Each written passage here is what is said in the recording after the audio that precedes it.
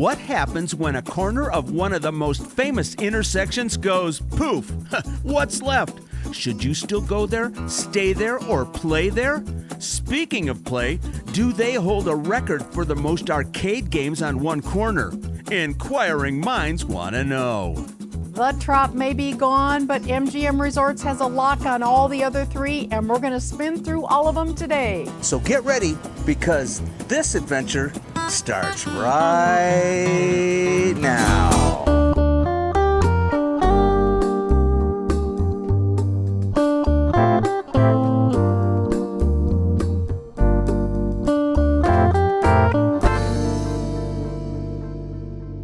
Okay, all my armchair travelers out there, this one's for you.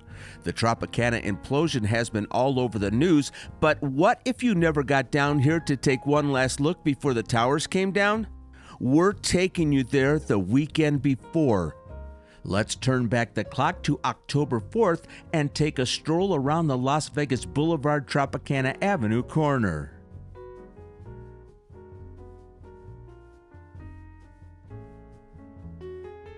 One question that brought us down here was this: what have they done with the pedestrian bridges? Here's our answer, and I have to say, this signage is pretty clever. Being the nosy types we are, we did our best to get a peek over across the street to the Tropicana property just days before the implosion. We were headed that way anyway so we could get another angle from the bridge to New York, New York. Looks like even today there's heavy equipment in motion over there. This intersection was the first one in Las Vegas to be completely closed to the street-level pedestrian traffic. Construction began on these bridges back in 1993, and what an addition they've been all up and down the Strip. Maybe not this early in the morning, but you are looking at one of the busiest crossroads in the nation. Las Vegas Boulevard, aka the Strip, is of course a national scenic byway, and just down to the east on Tropicana is our international airport. Oh, and by the way, good morning. All right, my friends, are you ready? We're walking the whole corner today, at least until the barricades stop us. First up, New York, New York. From the pedestrian bridge, we enter the mezzanine level. Up here is a modest food court.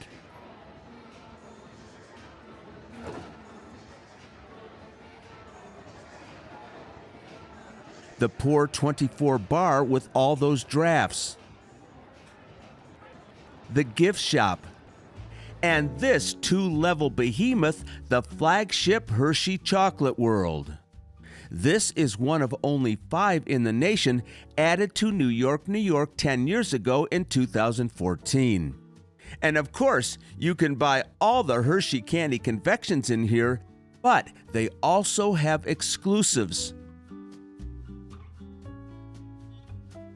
And endless tie-in merchandise.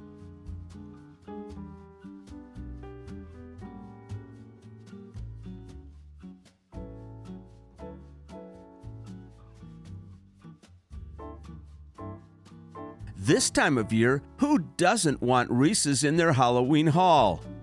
Did you know Reese's is the #1 selling candy in the United States with $3 billion a year in worldwide sales? Now I want one. When you think of Vegas these days, what comes to mind first may be those towering new resorts a few miles down north of here. And of course, the classics at Center Strip. So, what is it that might draw you to visit the Tropicana Corner? Let's go find out.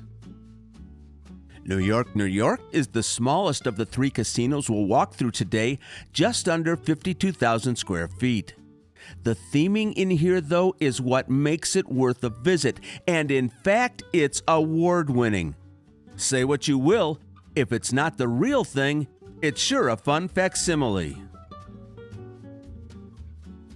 The Village is our favorite feature of the entire resort. The bar at Times Square is described as the ultimate neighborhood bar. And the cobblestone streets in here just pull you in. As we are walking through, it's just after 9 a.m. and the eateries in the village are doing a great business.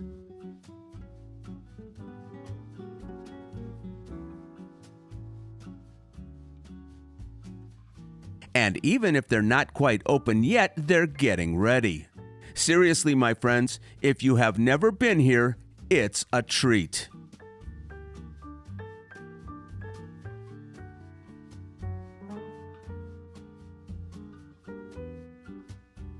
The fun continues on yet another level above the casino, home to the Big Apple Coaster, with the entrance outfitted for the season.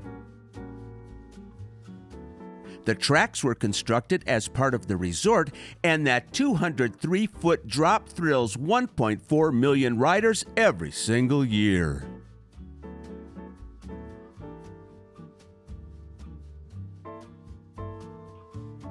Now, like I said in the opening, there are some serious arcades in this area, so if you're bringing the kids, keep that in mind. The one at New York is a huge 28,000 square feet and features all the games we know and love from all the eras, from classics to the newest brands. Now, gaming is hard work, so luckily there's a Nathan's Hot Dog outlet around the corner, and they're just about ready to open for the day.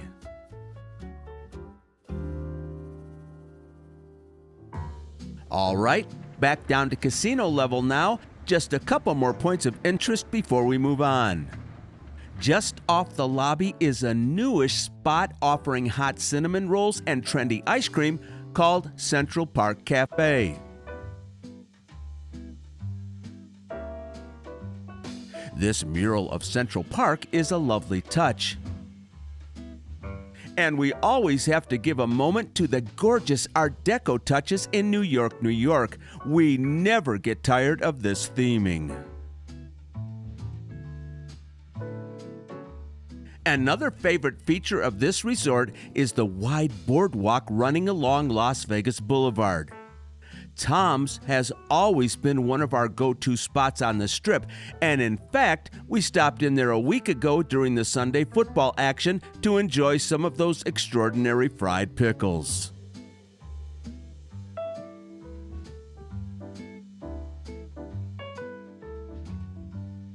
New York occupies 18 acres on the northwest corner here. There are 2,024 hotel rooms located in replicas of various New York skyscrapers, a skyline loosely based on the 1940s.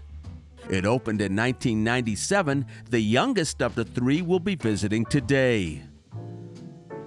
Also out front is a 300-foot-long replica of the Brooklyn Bridge, and intriguing shops and eateries open to the outdoors.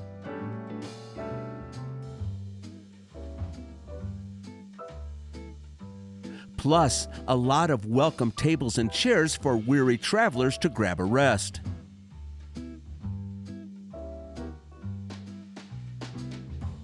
We'll wrap up our whirlwind visit to New York by paying our respects to Lady Liberty, a 150-foot tall replica of the original over on Liberty Island. Now that makes our version about half size, but no less moving. All right, one down, two more to go. Now here's a fun fact. Last year, the hotel occupancy rate for Las Vegas was 83.5%, and that jumps up to 90.7% on the weekends. 156,000 hotel rooms, my friends, and we are nearly full. Even without the Tropicana, this corner alone is home to more than 11,000. By the way, you just saw those three resorts as they looked from the Tropicana this past February. We are never going to be able to snap a pic from that perspective again.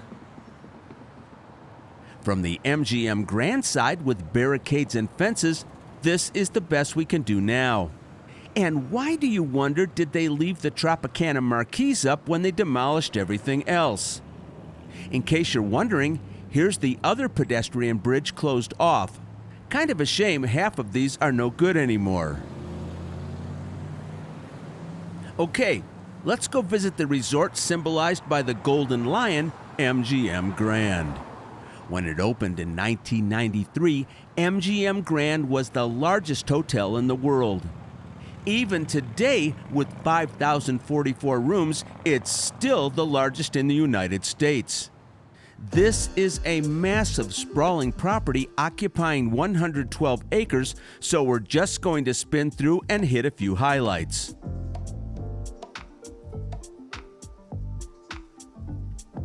One of those spots we've always wanted to visit but never have is Level Up. It's described as the ultimate adult playground with live entertainment, sports on TV, and endless games to play. Speaking of games, here's our second arcade on the Boulevard Trop corner, tucked in next to Level Up. You always have a virtual reality option in addition to popular arcade games. We've all seen those BetMGM ads promoting it as king of the sportsbooks. The venue here at MGM Grand features 60 TV screens streaming all the major games and races. And just steps away is the obligatory sports bar called Tap. This too features 60 TVs and plenty of beer options.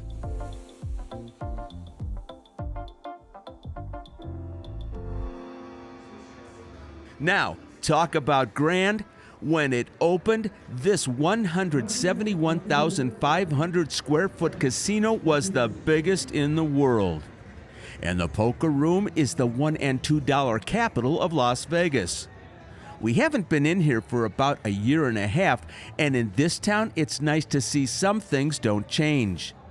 The David Copperfield Theater still pays homage to the living legend and his numerous Emmys and world records. He's been a headliner here since 2000. It is mid-morning on a Friday as we walk through the casino, and we can definitely believe the numbers that the MGM Grand staff estimates. 70,000 people pass through this place every single day. MGM's lobby is surely one of the biggest in town, with a centerpiece of the classic MGM Lion. That is definitely a statement LED screen behind the desk. What do you think? There are a whole lot of celebrity restaurants at the MGM to be promoted up there. Speaking of which, around this corner is one of those renovated and reimagined since we were last here. Wolfgang Puck's Bar and Grill serves California-inspired comfort food, and judging by the number of patrons this morning, it's as popular as ever. Opposite the restaurant is the custom-built Theater for Ka, a coming-of-age story from the folks at Cirque du Soleil. It's been filling seats here since 2005. And folks, we haven't even covered the half of it. Make sure you walk over to the District, where you'll find Brad Garrett's famous comedy club. More of those celebrity-named restaurants. Television City, and the Grand Garden Arena. Then make sure you go underground with access from the lobby. Down here are retail shops. And at the far end, the Las Vegas monorail. And if golf is your game, do not miss Top Golf, a premier entertainment venue built around the love of all things golf. With two bridges closed, we had to backtrack from MGM in New York, to reach our final destination today, Excalibur. Of the three, this is the oldest resort, opening back in 1990. For its first 3 years, it too held the largest hotel in the world honors until the MGM across the street edged it out. What used to be the moat has finally been redone with some artistic stonework, a much better alternative to what it looked like empty. By the way, has anybody seen the wizard who lives in that little cottage? Excalibur occupies 50 acres on the southwest corner of the intersection. The castle's design was inspired by the real thing, this gorgeous castle in Bavaria. The popularity of this place never wanes, and it is well established as one of the most economical places to stay on the entire strip. The 28-story hotel is home to 3,981 rooms, and they're busy. We have always loved Excalibur, and it appears lots of other people do as well.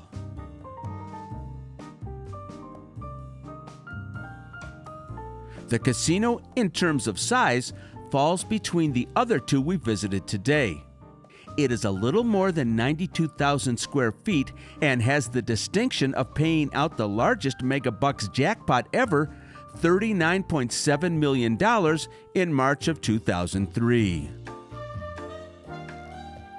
The sportsbook is yet another outlet for BetMGM brand, with plenty of giant screens for watching your bet pay off. Now, I think this is new. A second location for the Tap Sports Bar, this one at Excalibur. They promise all the sports on TV, plus fan-favorite food on the menu. And this little game room is a fun addition. The vision for Excalibur way back when it was being designed was to make it an upgrade from its sister property at the time, Circus Circus. But the target demographic was still the same, it's for families. The fun dungeon on the lower level is our third arcade of the day, and this one is definitely a magnet for the kids in your party. In fact, walking through, it reminds us a bit of that midway at Circus Circus.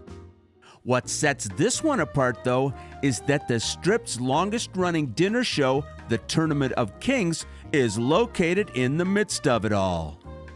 Inside those doors is a 900-seat dinner theater, a dirt arena, and a spectacle on horseback that encourages and demands audience participation.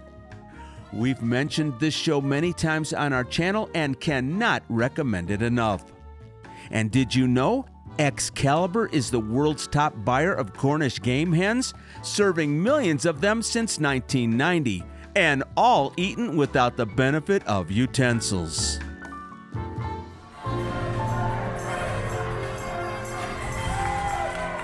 Back on the casino floor, this is another dining option that comes with a side of entertainment, this time at your expense.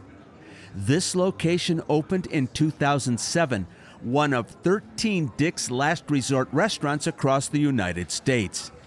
The angle is that servers are deliberately obnoxious to the guests, so expect a side dish of insults with your lunch or dinner.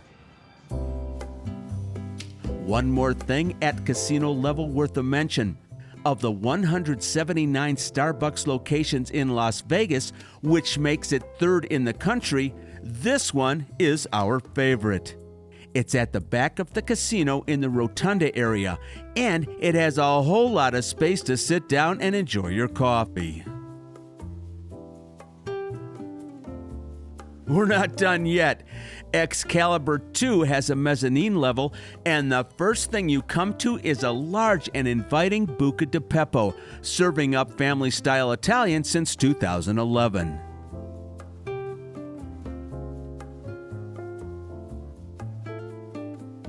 Head off to the right, and you're enveloped in the Castle Walk. At 20,000 square feet, this is one of the largest food courts on the entire strip. You cannot leave here hungry with the endless food choices in one place, including a new addition, the very first location of Einstein Brothers Bagels on the strip. This is a beloved brand from back east, and we're happy to welcome it to the resort corridor. Well, my friends, we hope you enjoyed today's walk around. This was one of those moments in Las Vegas history that we wanted to capture on our channel because the landscape has been changed forever. Farewell to the Trop, and we'll be watching for whatever comes next.